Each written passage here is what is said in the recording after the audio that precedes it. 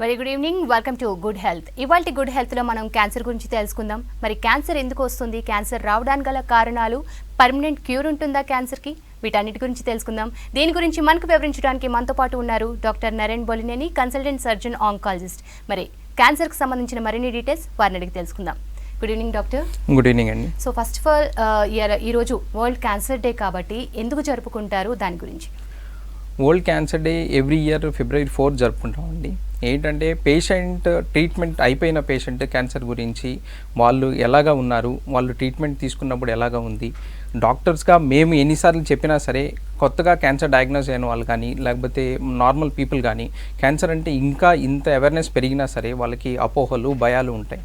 So world cancer day అప్పుడు ఏంటంటే పేషెంట్స్ని పిలిపించి వాళ్ళతో మాట్లాడించి సో వాళ్ళకి పబ్లిక్ అవేర్నెస్ ఇవన్నీ క్రియేట్ చేసి సో వాళ్ళు ఏమేమి ఇబ్బందులు పడ్డారు, వాళ్ళు క్యాన్సర్ గురించి ట్రీట్మెంట్ తీసుకోకముందు ఏమనుకున్నారు, ట్రీట్మెంట్ అప్పుడు ఎలాగ ఫీల్ అయ్యారు, ట్రీట్మెంట్ అయిపోయిన తర్వాత వాళ్ళు ఎలాగా ఏమేమి జాగ్రత్తలు తీసుకుంటున్నారు ఎలా అనేది వాళ్ళ ద్వారా కనుక సొసైటీకి లేకపోతే న్యూలీ ట్రీట్మెంట్ తీసుకున్న పేషెంట్స్కి కానీ లేకపోతే నార్మల్ పీపుల్కి కానీ కామన్ పీపుల్ కానీ చెప్తే ఏంటంటే వాళ్ళకి కొంచెం అవేర్నెస్ అది పెరుగుతుంది.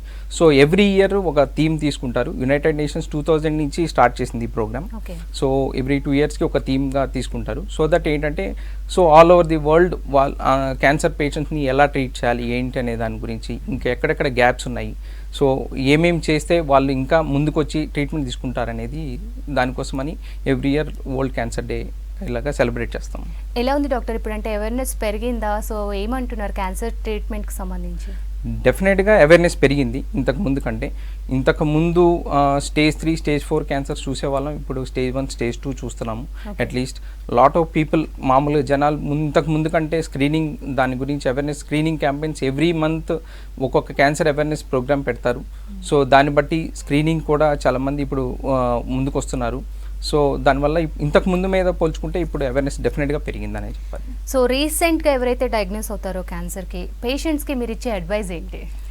పేషెంట్స్ రీసెంట్గా ఒక క్యాన్సర్ పేషెంట్ డయాగ్నోస్ అయిన వెంటనే మా దగ్గరికి వచ్చినప్పుడు మేము చెప్పేది ముందు ఎలాగా ఉంది అంటే ఏమేమి వైద్యాలు అవకాశం ఉంది, లేకపోతే ఆపరేషన్ చేయొచ్చా, కీమోథెరపీయా, రేడియేషనా, లేకపోతే ఇంకేమన్నా వైద్య సదుపాయాలు ఉన్నాయా ఏంటి, అది స్టేజ్ ఏంటి, సో వాళ్ళు ఏం జాగ్రత్తలు తీసుకోవాలి, వాళ్ళు అధైర్యపడకుండా ఎలా ముందుకు వచ్చి ట్రీట్మెంట్ తీసుకోవాలి, ట్రీట్మెంట్లో ఎలాగుంటుంది, సో ఏమి ఇబ్బందులు రావచ్చు, ట్రీట్మెంట్ అయిపోయిన తర్వాత వాళ్ళు ఫాలోఅప్ చాలా ఇంపార్టెంట్. సో ఎంత ఫ్రీక్వెంట్గా ఫాలోఅప్ రావాలి, ఫాలోఅప్లో ఏమేమి గమనించాలి, సో ఏమన్నా గమనించినప్పుడు ఎప్పుడు దగ్గరలో ఉన్న ట్రీట్మెంట్ ఫిజిషియన్ కానీ లేకపోతే వాళ్ళకి ట్రీట్మెంట్ ఇచ్చిన క్యాన్సర్ డాక్టర్ దగ్గరికైనా ఎప్పుడు వెళ్ళాలి ఏంటి, ఇవన్నీ ఒక క్యాన్సర్ పేషెంట్ మా దగ్గరికి ఫస్ట్ వచ్చినప్పుడు ఇన్ డీటెయిల్డ్ చెప్పాలి.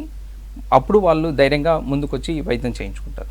సో ఇప్పుడున్న రోజుల్లో సో స్టేజ్ 2కి వస్తున్నారా, అంటే స్టేజ్ 1 ఎప్పుడు డయాగ్నోస్ అవుతుంది వాళ్ళకి, ఎప్పుడు తెలుసుకుంటున్నారు ఈ విషయాన్ని?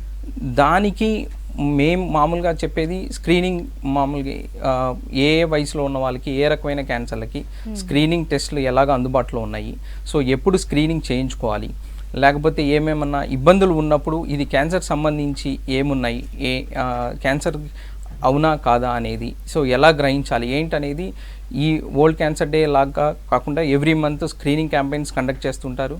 దాని గురించి అవగాహన పెంచుకున్నప్పుడు డెఫినెట్గా వాళ్ళకి ఉపయోగం ఉంటుంది.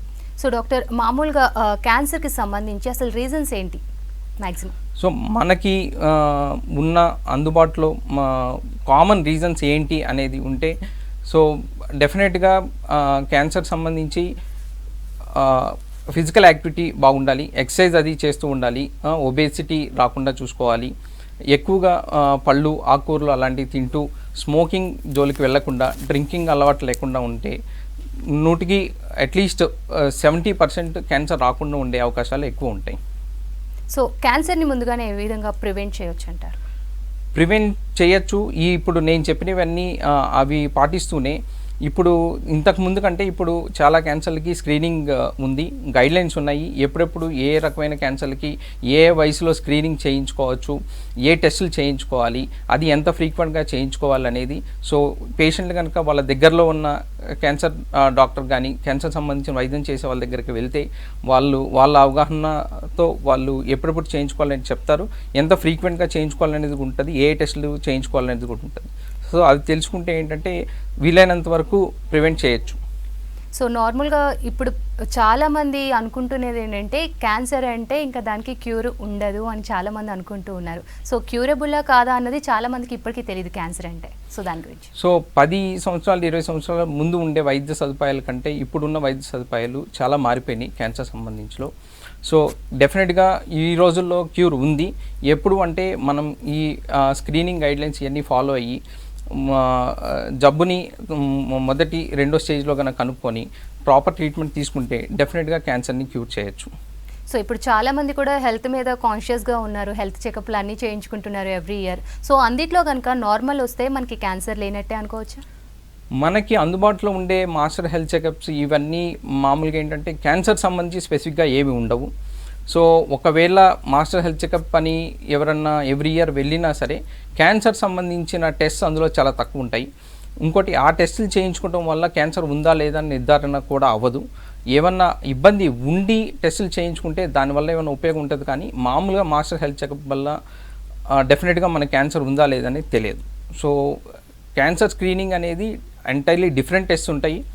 అది ఒక్కొక్క అవయవానికి వచ్చే క్యాన్సర్ సంబంధించి ఒక్కో రకమైన టెస్ట్ ఉంటుంది.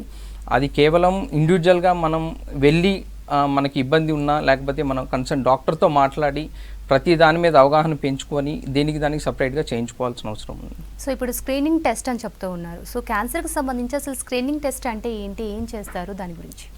క్యాన్సర్ ఒక పేషెంట్ మన దగ్గరికి వచ్చినప్పుడు క్యాన్సర్ ఆల్రెడీ డయాగ్నోస్ అయి ఉంటే ఆ తర్వాత చేసే టెస్ట్లు అని డయాగ్నోస్టిక్ అంటారు. సో ఒక నార్మల్ పేషెంట్ ఏమి ఇబ్బంది లేకుండా అసలు హాస్పిటల్కి వచ్చి డాక్టర్ గారు నాకు క్యాన్సర్ ఉందా లేదా, పలానా క్యాన్సర్ ఉందా లేదా అని మనల్ని అడిగినప్పుడు దానికి సంబంధించి నిర్ధారణ కోసం మనం చేసే టెస్టులని స్క్రీనింగ్ టెస్ట్లు అంటారు. స్క్రీనింగ్ టెస్ట్ వల్ల ఏంటంటే పేషెంట్కి వచ్చిన అతనికి ఏమీ సిమ్టమ్స్ లేకపోయినా కొన్నిసార్లు క్యాన్సర్ సంబంధించిన లక్షణాలు ఉంటాయి, స్క్రీనింగ్ టెస్టులు బయటపడతాయి. దాన్ని బేస్ చేసుకొని ఫర్దర్గా అవసరమైన టెస్టుల వరకు చేస్తారు. సో దాన్ని స్క్రీనింగ్ టెస్ట్ అంటారు. సో నార్మల్గా స్క్రీనింగ్ టెస్ట్ అంటే ఎప్పుడెప్పుడు చేయించుకోవాలి? ఇయర్లీ వన్స్ ఆర్ మంత్స్ ఏమన్నా ఉంటుందా? ట్వైస్?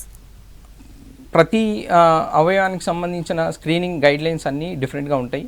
కొన్ని ఇయర్లీ చేయించుకునే ఉంటాయి, కొన్ని 2 సంవత్సరాలకు ఒకసారి, కొన్ని 3 సంవత్సరాలకు ఒకసారి, కొన్ని 5 సంవత్సరాలకు ఒకసారి కూడా చేయించుకునే ఉంటాయి. సో మనం తెలుసుకోవాల్సింది ఒకసారి కనుక తెలుసుకొని స్క్రీనింగ్ దేనికి చేస్తారు, వాటికి ఏ టెస్టులు ఉన్నాయని తెలుసుకుంటే డెఫినెట్గా గైడెన్స్ ఇస్తారు. ఫర్దర్గా ఎప్పుడు రావాలి, మళ్ళీ ఎప్పుడు టెస్ట్ చేయించుకోవాలి, ఎంత ఫ్రీక్వెంట్గా చేయించుకోవాలి అని.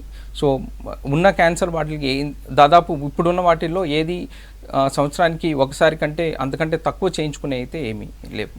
రైట్. అలాగే చాలా డిసీజ్ కూడా హెరిడిటరీ త్రూ పిల్లలకి దాని తర్వాత వేరే వాళ్ళకి వస్తూ ఉంటాయి కదా. సో క్యాన్సర్కి కూడా అలా ఉందా?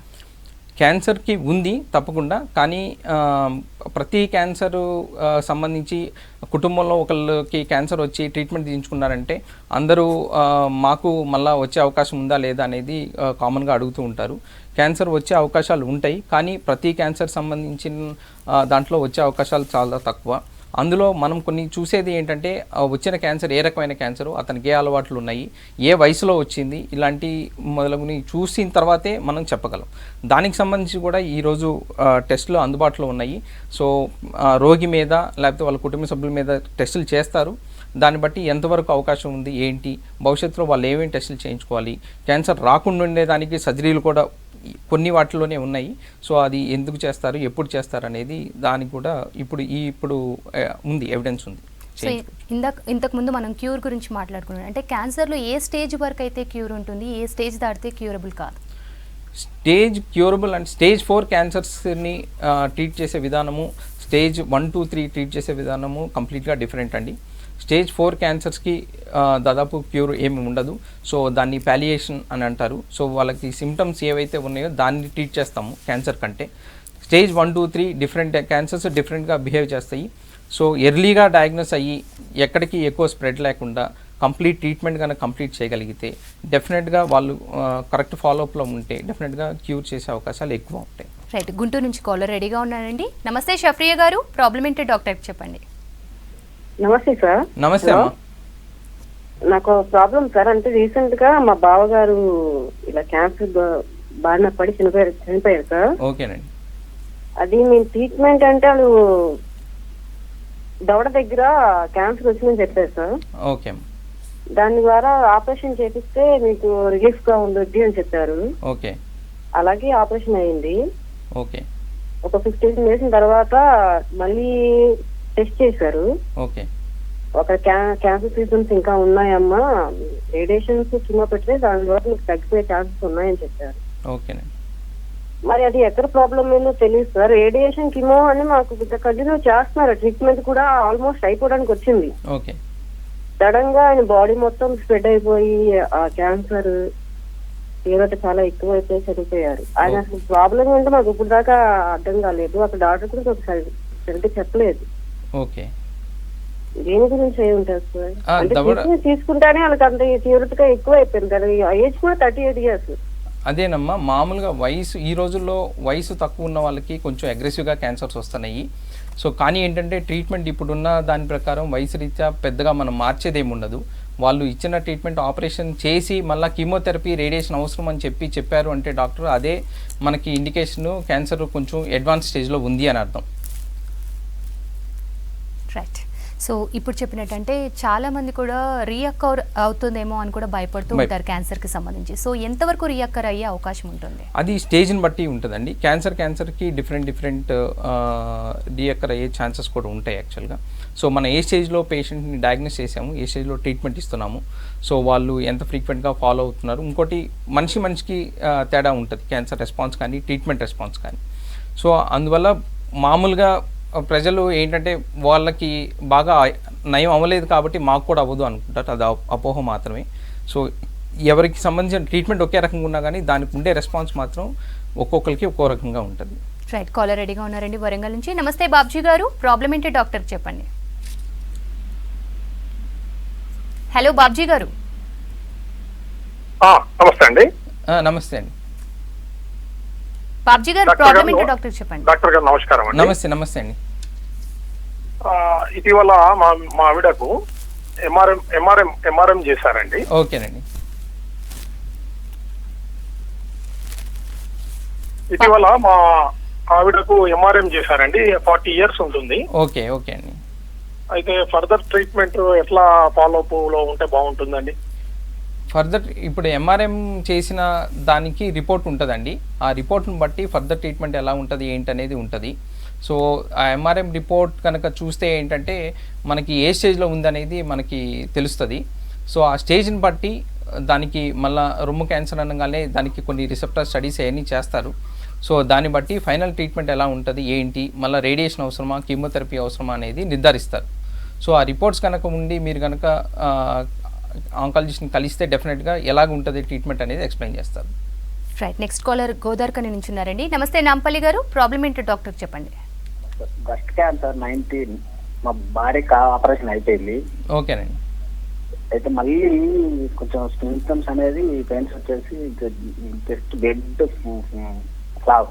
కలిసినప్పుడల్లా. ఓకే. అయితే ప్రాబ్లం అవుతుందా, మళ్ళీ చూపిస్తే మెడిసిన్స్ వాడుతాను స్కిన్ చేసి ప్రాబ్లం కాదు అని చెప్పేసి అంటారు. అంటే మళ్ళీ డయాగ్నోజ్ అయిందని అంటారా? అవును, అదే డౌట్ వచ్చి మళ్ళీ స్కిన్ టెస్ట్ చేస్తున్నాము. చేస్తే పెద్ద ప్రాబ్లం అయ్యేది ఇట్లే ఉంటుంది కంటిన్యూ. ఆల్రెడీ స్టేజ్ 3కి వచ్చేసింది అని చెప్పింది మాధవి మేడం గారు. కంగారు పడేది ఏం లేదండి. మళ్ళీ ఇంతకుముందు మీరు ఎలాగైతే టెస్టులు చేయించారో ఇప్పుడు ఏమైనా గడ్డలాగా ఉన్నా కూడా దాని మీద మళ్ళీ టెస్టులు చేస్తారు. సో టెస్టులు చేసి మళ్ళీ దానికి కూడా ట్రీట్మెంట్ ఉంది. సో డాక్టర్ చాలా మంది కూడా ఇదే అంటే క్యాన్సర్ ట్రీట్మెంట్ తీసుకుంటారు 6 months తీసుకొని దాన్ని తర్వాత వదిలేయడం, అంటే ఫాలో అప్ సరిగ్గా ఉండదు అని చెప్తున్నారు. సో ఈ ఫాలో అప్ మేజర్ రోల్ అనుకోవచ్చా క్యాన్సర్లో? 100% అండి. ఫాలోఅప్ అనేది చాలా మేజర్ రోల్ ప్లే చేస్తుంది. అందుకే మేము సపరేట్గా పేషెంట్కి ముందు నుంచే చెప్తాము, ట్రీట్మెంట్ స్టార్ట్ చేసే ముందు నుంచే ఏ రకమైన ట్రీట్మెంట్ ఆప్షన్స్ అన్నీ ఉంటాయి. సో వాళ్ళు ఎక్స్పెక్ట్ చేసే వాళ్ళు క్యాన్సర్ నయం అవ్వాలనే ప్రతి ఒక్కరు వస్తారు. సో నయం అవ్వాలి అంటే డెఫినెట్గా మేము చెప్పిన ట్రీట్మెంట్ అన్నీ తీసుకోవాల్సిందే. సో కంపల్సరీ ఫాలోఅప్లో ఉండాల్సిందే. సో ఫాలోఅప్లో ఎలా ఉండాలి, సో ఏమేమి సిమ్టమ్స్ వాళ్ళు అబ్జర్వ్ చేస్తూ ఉండాలి. సో మేము మామూలుగా 3 monthly 6 monthly అని ఫాలోఅప్ అని చెప్తాము. అలాగా ఫాలోఅప్ 3 monthly 6 monthly రానవసరం లేదు. ఏ చిన్న అనుమానం ఉన్నా ఎప్పుడైనా రావచ్చు, దగ్గరలో ఉన్న డాక్టర్ని కలవచ్చు. సో ఆర్గాన్స్ ఏ క్యాన్సర్ అయినా సరే కీమోథెరపీ అంటారు. సో వాట్ ఈస్ కీమోథెరపీ, ఏం చేస్తారు అసలు కీమోథెరపీ? క్యాన్సర్ సంబంధించిన వైద్యంలో మేజర్గా ఉండేది మామూలుగా అందరికీ వాడుక భాషలో తెలిసేది సర్జరీ, కీమోథెరపీ, రేడియేషన్ అండి. కీమోథెరపీ అంటే ఏంటంటే మామూలు ఇంజెక్షన్ రూపంలో మందులు ఎక్కిస్తారు, క్యాన్సర్ మందులు. సో అది ఇంతకుముందు మామూలుగా దానికి సైడ్ ఎఫెక్ట్స్ కానీ లేకపోతే అది మన బాడీని ఏదన్నా చేసేస్తని ఇట్లా ఉన్నాయి. సో ఇప్పుడున్న అడ్వాన్సెస్తో కీమోథెరపీ కానీ దానికి ప్రీ మెడికేషన్ అని ఉంటుంది. సో ఆ ముందు కొన్ని మెడిసిన్స్ ఇస్తారు, కీమోథెరపీ సైడ్ ఎఫెక్ట్స్ తగ్గిస్తారు, అదేం పెయిన్ఫుల్ కాదు. సో సగం ఈ అపోహల వల్లే క్యాన్సర్ డయాగ్నోస్ అయ్యిందని చెప్పిన తర్వాత ఈ రోజుకి చాలామంది పేషెంట్స్ మేము ట్రీట్మెంట్ తీసుకోమని వెళ్ళిపోయిన వాళ్ళు ఈ రోజుకి ఉన్నారు. సో అలాంటివన్నీ తగ్గించడం కోసమే ఇప్పుడు ఒక 20 సంవత్సరాల క్రితం బీపీ, షుగరు లేకపోతే గుండెకి సంబంధించిన ఇబ్బంది వస్తే ఎంత కంగారు పడేవాళ్ళు, ఈరోజు వాళ్ళని మనం ఎలా చూస్తున్నాం. సో మేము తాపత్రయపడేది లేకపోతే ఈ వరల్డ్ క్యాన్సర్ డే ఇలా చేసేది ఏంటంటే క్యాన్సర్ వచ్చిన వాళ్ళని విడిగా సపరేట్గా చూడకండి, వాళ్ళు నార్మల్ పీపులే. సో వాళ్ళకి కావాల్సిన కేర్ మనం ఇవ్వాలి. డాక్టర్లుగా మేమైతే ఇస్తామో కుటుంబ సభ్యులుగా మిగతా వాళ్ళ రెస్పాన్సిబిలిటీ అంతే ఉంటుంది. సో వాళ్ళకి ఏమేమి తీసుకోవాలి జాగ్రత్తలు అనేది డాక్టర్ని సంప్రదించి అన్నీ కనుక్కొని డెఫినెట్గా వాళ్ళని సపరేట్గా చూడకుండా ఉంటే వాళ్ళు చాలా ధైర్యంగా ముందుకు వస్తారు, వైద్యం కూడా తీసుకుంటారు. రైట్ డాక్టర్, కాలర్ రెడీగా ఉన్నారు దుబ్బాక నుంచి. నమస్తే ఆరిఫ్ గారు, సమస్య ఏంటో డాక్టర్కి చెప్పండి. Sir good afternoon sir. Good afternoon అండి. సార్ ఇంకా మా డాడీకి లివర్ క్యాన్సర్ అండి సార్. ఓకేనండి. అయితే ఇప్పుడు యాక్చువల్గా ఇక్కడ సిద్దిపేటలో అయితే హాస్పిటల్లో చూపించాము. ఓకే. అయితే వాళ్ళు ఏమంటున్నారు అంటే 3rd wave ఉందని అన్నారు. ఓకే. టాబ్లెట్స్ వాడమన్నారు. ఓకే. నార్మల్ గా టాబ్లెట్స్ వాడుతున్నాం సార్. కోర్స్ ఏమన్నా ఎట్లా అంటారు అంటే ఎంతవరకు స్ప్రెడ్ అయింది ఏంటి అనేది స్కానింగ్ కానీ అవన్నీ చూడాలండి. ఇంకోటి లివర్ క్యాన్సర్కి వచ్చేసరికి వ్యాధి కంటే ముందు పేషెంట్ ఎంత ఫిట్గా ఉన్నాడు అనేది కూడా చూసే ట్రీట్మెంట్ డిసైడ్ చేస్తారు. సో మీరు పేషెంట్ కనుక తీసుకురాగలిగితే డెఫినెట్గా చూసి ఏం చేయొచ్చు, ఇంకేమైనా ఆప్షన్స్ ఉన్నాయనేది చెప్పగలం. రైట్, హైదరాబాద్ నుంచి నెక్స్ట్ కాలర్ రెడీగా ఉన్నారండి. నమస్తే రాధిక గారు, ప్రాబ్లం ఏంటి డాక్టర్ చెప్పండి. డాక్టర్ గారు నమస్తే అమ్మా. మొన్న నేను చెస్ట్ లో కొంచెం పెయిన్ అనిపిస్తే హాస్పిటల్కి వెళ్ళి చూయించుకుంటే స్కానింగ్ చేయించారు. ఓకేనండి. బ్రెస్ట్ లో నీటి బుడగలు ఉన్నాయని చెప్పారు. ఓకేనండి. అయితే పెయిన్ తగ్గడానికి మెడిసిన్స్ ఇచ్చారు, కానీ ఆ నీటి బుడగలు తగ్గవంట కదా, మళ్ళీ ఫ్యూచర్ లో మన క్యాన్సర్ అయ్యే ఛాన్స్ ఉంటుందా? దాని నుంచి క్యాన్సర్ అయ్యే ఛాన్సెస్ చాలా తక్కువ ఉంటాయండి. కానీ ఏంటంటే అది ఉంది కదా అని చెప్పి క్యాన్సర్ వస్తుందని మీరేమీ అనుమానం పడనవసరం లేదు. మామూలుగా మీరు క్యాన్సర్ సంబంధించి ఎలాగైతే స్క్రీనింగ్ చేయించుకుంటారో ఇది ఉన్నా లేకపోయినా స్క్రీనింగ్ చేయించుకోవచ్చు. సో ఇప్పుడు మీకు రాసిన మందులు అవి వాడండి, నొప్పి దాని మీకు ఉన్న ఇబ్బంది అయితే తగ్గే అవకాశాలు ఉన్నాయి. రైట్, మంచిర్యాల నుంచి కాలర్ రెడీగా ఉన్నారండి. నమస్తే శైలజ గారు, ప్రాబ్లం ఏంటి డాక్టర్ చెప్పండి. నమస్కారం అండి. నమస్తే అమ్మా. సార్ మా నాన్నగారికి లివర్ వచ్చింది. ఓకే. అయితే తను కీమో ఇచ్చిండు, 6 కీమోలు ఇచ్చేసిండు. ఇక అంత నొక్కి చేసి తగ్గిపోయింది చెప్పిండు. తర్వాత నాన్నగారికి ఏమో నడవడానికి కాళ్ళు ఇట్లా వణుకుతున్నాయి అని చెప్పి మళ్ళీ సార్ చూడండి అని తీసుకెళ్తే బ్రెయిన్ ఎంఆర్ఐ తీసిండ్రు. ఇప్పుడు మళ్ళీ ట్రీట్మెంట్ స్టార్ట్ చేసిండ్రు. అన్ని సెలైన్ ఎక్కిస్తున్నారు. తనేమో మాట్లాడుతున్నాడు, నిలబడే కూడా పడుకుంటున్నాడు, ఎప్పుడు పడుకునే ఉంటున్నాడు, భయం అవుతుంది. ఓకేనమ్మా. అదే ఇందాక మాట్లాడుకున్నట్టు లివర్ క్యాన్సర్ చూసే దాంట్లో పేషెంట్ ఎలాగున్నాడు అనేది కూడా చాలా మేజర్ రోల్ ప్లే చేస్తుంది. సో పేషెంట్ కండిషన్ దాన్ని బట్టి ట్రీట్మెంట్ కూడా డిసైడ్ చేస్తారు, స్టేజ్తో పాటు కూడా. సో మీరు వాళ్ళు ఇస్తున్న ట్రీట్మెంట్ అంటే కొంచెం అడ్వాన్స్గా ఉండాలి మీరు చెప్పేదాన్ని బట్టి. సో ట్రీట్మెంట్ అయితే కంటిన్యూ చేయండి. రైట్, యాదగిరిగుట్ట నుంచి మరో కాలర్ రెడీగా ఉన్నారండి. నమస్తే స్వామి గారు, సమస్య ఏంటో డాక్టర్ చెప్పండి. Hello sir. నమస్తే మేడం. నమస్తే సార్. నమస్తే అండి, చెప్పండి సార్. అది మామయ్యకు బ్రెయిన్ ట్యూమర్ వచ్చింది సార్, బ్రెయిన్ లో. ఓకేనండి. 2nd stage లో ఉందన్నారు, సర్జరీ చేయించాం. ఓకే. చేయించిన తర్వాత 7 years మంచిగా ఉన్నాను, మందులు వాడినాను. ఓకే. మళ్ళీ తర్వాత 7 years తర్వాత మళ్ళీ ఫిట్స్ వచ్చినాయి. ఓకే. ఫిట్స్ వచ్చి మళ్ళీ హాస్పిటల్ తీసుకుంటే మళ్ళీ బ్రెయిన్ ట్యూమర్ మళ్ళీ పెరిగిందని చెప్పారు. ఓకేనండి. మళ్ళీ ఎందుకు వచ్చింది సార్? దాన్ని కాకుండా అప్పుడే కీమోథెరపీ చేయించాం సార్. ఓకే. రేడియేషన్ పెట్టి 3 months రేడియేషన్ చేయించినాం. ఓకే. మళ్ళీ వచ్చింది ఎందుకంటే మామూలుగా క్యాన్సర్కి వైద్యం చేయించినా సరే ఫాలోఅప్లో ఉండమనేది అందుకే సార్, మళ్ళీ రాదు అనేది అపోహే. సో వచ్చినప్పుడు మనం వైద్యం ఏం చేయించాలి, ఏ స్టేజ్లో ఉంది, ఇంతకుముందు మీరు ఎలాగైతే వైద్యం చేయించారో ఇప్పుడు ఎక్కడెక్కడ ఉంది, ఎంతవరకు ఉంది, సో మళ్ళీ ఆయనకి ఆపరేషన్ చేయొచ్చా, లేకపోతే ఇంకా వైద్యం ఏమన్నా ట్రీట్మెంట్ కానీ రేడియేషన్ కానీ ఇవ్వచ్చా అనేది కనుక్కోండి. 7 సంవత్సరాలు అయిందని అంటున్నారు కాబట్టి డెఫినెట్గా ట్రీట్మెంట్ అయితే ఉంటుంది. డాక్టర్, అలాగే ఇయర్ బై ఇయర్ పాస్ అవుతున్న కొద్దీ ఒక్కొక్క ఆర్గాన్ కూడా క్యాన్సర్లోకి వచ్చి జాయిన్ అవుతుంది. ఎందుకంటారంటే ఇప్పుడు ఎందుకు ఎక్కువగా క్యాన్సర్ వ్యాధి ఎందుకు వస్తుంది? ఒకటి, మన శరీరంలో ప్రతి అవయవానికి క్యాన్సర్ వచ్చే అవకాశాలు ఉన్నాయండి. ఇంతకుముందు ఎందుకు అంటే ఎలాగ చనిపోయారు ఏంటనేది అవగాహన పెద్ద తక్కువ. ఇప్పుడు ఏంటంటే అందరికీ అవగాహన ఉంది. సో అందువల్ల ఎక్కువగా క్యాన్సర్ వల్ల ఎవరికి క్యాన్సర్ వస్తుంది, లేకపోతే మన కుటుంబ సభ్యులు కానీ లేకపోతే మన చుట్టుపక్కల వాళ్ళు కానీ ఎందుకు చనిపోయారు ఏంటనే అవగాహన ఉంది. అది తెలుసుకొనే కొంతమంది ఇంకా హాస్పిటల్కి వచ్చి స్క్రీనింగ్ కానీ ఇవన్నీ పెరగడానికి కారణం కూడా ఒకందుకు అది. సో ఇప్పుడు ఎక్కువగా ఫీమేల్లో వినిపిస్తున్నమాట బ్రెస్ట్ క్యాన్సర్. సో ఏంటి రీజన్స్ ఏంటంటారు? దీన్ని ఎలా అవాయిడ్ చేయొచ్చు, ప్రివెన్షన్ రీజన్స్? బ్రెస్ట్ క్యాన్సర్ కంటే కూడా ఇప్పుడు స్క్రీనింగ్ మ్యామోగ్రామ్స్ ఇంతకు ముందుతో కంపేర్ చేస్తే ఇయర్ బై ఇయర్ పెరుగుతున్నాయండి. సో స్క్రీనింగ్ మ్యామోగ్రామ్ చేసినప్పుడు ఏంటంటే ఏదైనా చిన్న గడ్డ ఉన్నా సో మనం దాన్ని వదిలిపెట్టకుండా దాన్ని బయాప్సీ చేసి సో దాన్ని డయాగ్నోస్ చేసి దాన్ని ట్రీట్మెంట్ చేయటం వల్ల so number of breast cancer మామూలుగా పెరిగినాయి. ఇంతకుముందు కూడా ఇంతే ఉండేవి. సో కానీ ఏంటంటే ఇప్పుడు అవగాహన పెరిగి అందరు టెస్టులు చేయించుకోవడం వల్ల అది కూడా గడ్డ మనకి తగలకుండా ఉన్నప్పుడు స్క్రీనింగ్ చేయించుకోవడం వల్ల ఏంటంటే ఎర్లీ స్టేజ్లో డయాగ్నోస్ అయ్యి సో ట్రీట్మెంట్కి బాగా రెస్పాండ్ అయ్యి వాళ్ళు కూడా ఎక్కువ కాలం జీవించడము, మళ్ళీ క్యాన్సర్ రాకుండా 5 నుంచి 10 సంవత్సరాలు 10 కంటే ఎక్కువ సంవత్సరాలు కూడా బతుకుతున్నారు. రైట్. క్యాన్సర్కి సంబంధించి సక్సెస్ రేట్ అసలు ఎంతవరకు ఉండొచ్చు? సక్సెస్ రేట్ అనేది డిపెండ్స్ అండి, స్టేజ్ బట్టి ఏదైనా టైప్ ఆఫ్ క్యాన్సర్ని బట్టి ఉంటుంది. సో ఇండివిజువల్కి ఒకరికొకరికి ఇంకొకరితో కంపేర్ చేసుకోకుండా మామూలుగా ఇప్పుడు మీరు వాడుక భాషలో మామూలు డాక్టర్ని ఏమన్నా అడిగితే పర్సంటేజ్ చెప్తారు మామూలుగా అందరికి ఎంత పర్సంటేజ్. ప్రతి పేషెంట్కి సంబంధించి మనకు తెలిసిన పేషెంట్కి 100% అంటే ఆ ఒక్క పేషెంటే మనకు ఉండేది. సో పర్సంటేజ్ల కంటే కూడా ట్రీట్మెంట్ ఏ స్టేజ్లో ఉంది, దానికి సంబంధించిన వైద్యం ఉంది, ఆ కంప్లీట్గా ట్రీట్మెంట్ కంప్లీట్ చేయగలిగితే ధైర్యంగా ముందుకు వచ్చి అప్పుడు డెఫినెట్గా కంట్రోల్లో ఉండే అవకాశాలు ఎక్కువ ఉంటాయి. హైదరాబాద్ నుంచి కాలర్ రెడీగా ఉన్నారండి. నమస్తే రాజశేఖర్ రెడ్డి గారు, ప్రాబ్లం ఏంటి డాక్టర్కి చెప్పండి. హలో చెప్పండి sir. Good evening sir. Good evening. Sir, ఇది ఒక మనిషికి క్యాన్సర్ వస్తుంది అని ఎలా మనం అంచనా వేయచ్చండి? ఫర్ ఎగ్జాంపుల్ నార్మల్ పర్సన్ ఉన్నాడు, వాళ్ళకు క్యాన్సర్ వస్తున్న ఎఫెక్ట్స్ అంటే సిమ్టమ్స్ ఎలా కనపడతాయి? మంచి క్వశ్చన్ అడిగారండి. యాక్చువల్గా మామూలుగా మనకి కామన్ సిమ్టమ్స్ ఏవైతే ఉంటాయో అంటే ఇప్పుడు దగ్గు, జలుబు కానీ లేకపోతే ఏదైనా వాపు రావటం కానీ లేకపోతే ఏదైనా గడ్డలా కనిపించడం కానీ లేకపోతే కొన్నిసార్లు మోషన్లో రక్తం పట్టడం కానీ మూత్రంలో రక్తం పట్టడం కానీ ఈ లక్షణాలు ఉన్న ప్రతి పేషెంట్ క్యాన్సర్ పేషెంట్ కాదండి. సో కానీ ఏంటంటే ఈ లక్షణాలు ఉన్న వాళ్ళు డెఫినెట్గా టెస్ట్లు అయితే చేయించుకుంటారు. సో క్యాన్సర్ కంటే కూడా నార్మల్ క్యాన్సర్ కాకుండా ఉండే జబ్బులకు కూడా ఈ లక్షణాలు ఉంటాయి. కానీ ఇప్పుడు మీరు అడిగినట్టు ఏదన్నా మనకి ఒక జబ్బు చేసి అది ఎన్ని మందులు వాడినా తగ్గట్లేదు అంటే ఇప్పుడు ఒక మామూలుగా అయితే వారం 10 రోజుల్లో తగ్గుతుంది, ఇప్పుడు 3 వారాలు అయింది, 4 వారాలు అయిందంటే వాళ్ళకి క్యాన్సర్ ఉండే అవకాశాలు చాలా ఎక్కువ అండి.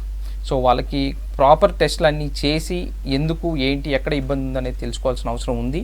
సో నార్మల్గా మనకు కనిపించే ఇప్పుడు జ్వరం కానీ ఎందుకు తగ్గట్లేదు, మామూలుగా మనం మందులు వేసుకున్నప్పుడు వారం రోజుల్లో డెఫినెట్గా తగ్గుతుంది యూజువల్గా. సో తగ్గట్లేదు అంటే ఫర్దర్ టెస్ట్లు అయితే చేయించాలి. ఈ కామన్ సిమ్టమ్సే అండి. ఉన్న వాటిల్లో అయితే ఏ ఎక్స్ట్రా అంటే ఎక్కువ రోజులు ఉన్నాయి అంటే దాన్ని నెగ్లెక్ట్ చేయకుండా చూపించుకోవటం ఎంతైనా మంచిది. సో ఇప్పుడు డిసీజ్ పెరుగుతూ ఉన్నాయి, దానికి తగ్గట్టే సిమ్టమ్స్ కూడా ఎక్కువగా కనిపిస్తూ ఉన్నాయి. ఏది ఏ వ్యాధి అన్నది టెస్ట్ చేయించుకునేదాకా తెలియదు. సో హెల్దీ లైఫ్ని ఎలా లీడ్ చేయొచ్చు ఈ డిసీజ్ నుంచి కాపాడుకుంటూ? హెల్దీ లైఫ్ అందరూ చెప్పేదే అండి, మా ఆకుకూరలు పళ్ళు ఎక్కువ తినాలనేది. దానికంటే ముందు వ్యాయామం కంపల్సరీ చేయాలి. సో బరువు పెరగకుండా చూసుకోవాలి. స్మోకింగ్ జోలికి అసలు వెళ్ళకండి దయచేసి, అలానే డ్రింకింగ్ జోలికి వెళ్ళకండి.